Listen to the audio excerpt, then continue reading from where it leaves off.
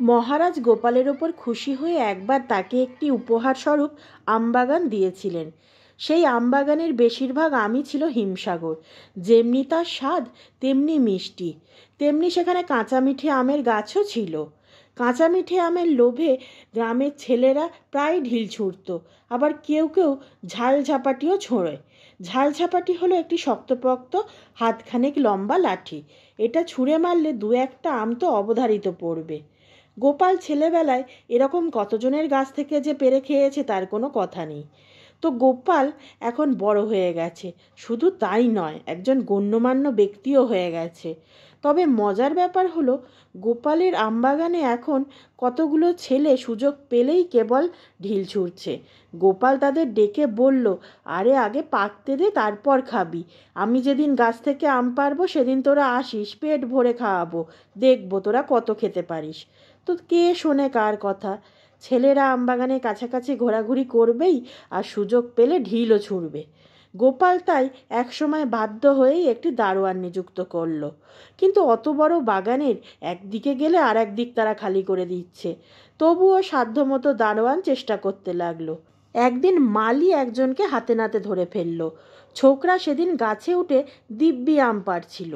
গাছের ডাল ও লতাপাতার আড়ালে বেশ নিজেকে লুকিয়ে রেখেছিল, কিন্তু বাদ সাধলো কতগুলো কাকের চিৎকার।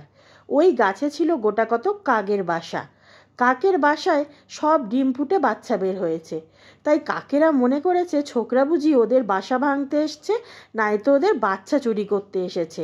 তাই এমন কা কা চিৎকার জুড়েছে যে মালি একধার থেকে আরেক দিকে ছুটে এসেছে, আর এসেই দেখে ছোকরা গাছে উঠে আম পাড়ছে। তারপর বামাল সমেত ধরে নিয়ে গিয়ে হাজির করলো গোপালের কাছে। গোপাল তখন রাজবাড়িতে ছিল। মালি একেবারে দারোয়ানকে বলে কয়ে সোজা দরবারে ঢুকে পড়েই সে চিৎকার করে বলতে লাগলো, দেখুন কেমন বামাল সমেত একে ধরে এনেছি। গোপাল সমস্ত ব্যাপারটা মালির কাছ থেকে শুনল। কিন্তু মহারাজ যেখানে উপস্থিত রয়েছেন সেখানে তো গোপাল তাকে শাস্তি দিতে পারে না, আর বিচারও করতে পারে না। তাই রাজামশাইয়ের দিকে তাকিয়ে গোপাল বলল, হুজুর, আপনি থাকতে আমি বিচার করতে পারি না, যা করার আপনিই করুন। মহারাজ প্রথমে ছেলেটির দিকে তাকালেন। কতই বা বয়স হবে, বড়জোর 13-14। এই বয়সে তো এমন করাটাই কথা। তো রাজামশাই ভাবতে লাগলেন কি আর একে শাস্তি দেবো। তিনি বরং ছেলেটিকে উল্টে জিজ্ঞেস করলেন, ধরো তোমার আমবাগানে যদি কেউ এইভাবে গাছে উঠে আম পারতো, তাহলে তুমি তাকে কি করতে?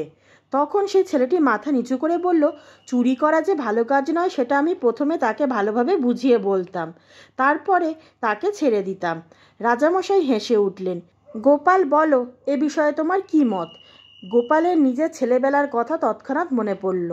বলল, হুজুর, আমি আর কি বলবো, প্রথমবার তো, একে হাতে খড়িই বলা যায়, নইলে আম পাড়তে গিয়ে কেউ ধরা পড়ে। সুতরাং বুঝিয়ে সুঝিয়ে ওকে ছেড়েই দিন। হাতে খড়ি বলে সেই যাত্রায় রেহাই পেয়ে ছেলেটি হাসি হাসি মুখে বাড়ি গেল। এই ধরনের সুন্দর সুন্দর গল্প শোনার জন্য এখনই আমার চ্যানেলটি সাবস্ক্রাইব করে নিন। আর গল্পটি কেমন লাগলো অবশ্যই কমেন্ট করে জানাবেন।